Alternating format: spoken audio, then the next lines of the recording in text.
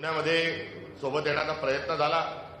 आम्ही तुतारी सोबत जाण्याकरता तयार होतो, मात्र ती पार्श्वभूमी आपल्याला सगळ्यांना माहिती आहे। आता आम्ही शिवसेनेच्या युबीटीच्या सोबत या निवडणुकीमध्ये पक्षाच्या वतीने सतीश पाटील साहेब हे आमचे निरीक्षक होते, उद्धव बाळासाहेब ठाकरे पक्षाच्या वतीने सचिन आहेरजी होते। यांनी या शहरामध्ये एकत्र येऊन ही निवडणूक लढायची जरी ठरवलं असलं तरी काँग्रेस मोठ्या आशेने आणि मोठ्या आक्रमक पद्धतीने या निवडणुकीला पुण्यात सामोरं जात आहे। पुण्याचं असणारं जे गतवैभव आमचं आहे त्या दृष्टिकोनातून आमची निश्चित स्वरूपात चूक झालेली आहे।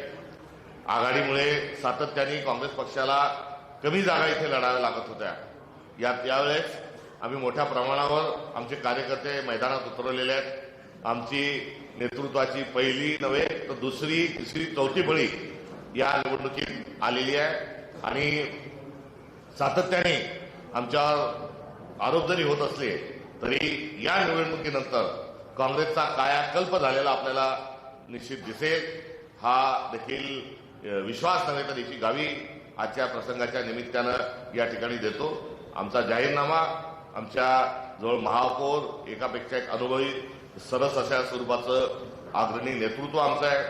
पुण्यातलं ज्येष्ठ नेतृत्व हे मार्गदर्शनाच्या आणि एकंदरीत नियोजनाच्या भागात आहे आणि पुण्यातलं जे वर्तमान नेतृत्व आहे हे थेट निवडणुकांना लढत आहे। त्यामुळे आम्ही आणि त्या पलीकडचं जे आहे नवीन जे युवा नेतृत्व आहे त्यांनाही मोठ्या प्रमाणावर या निवडणुकीत आम्ही संधी दिली आहे।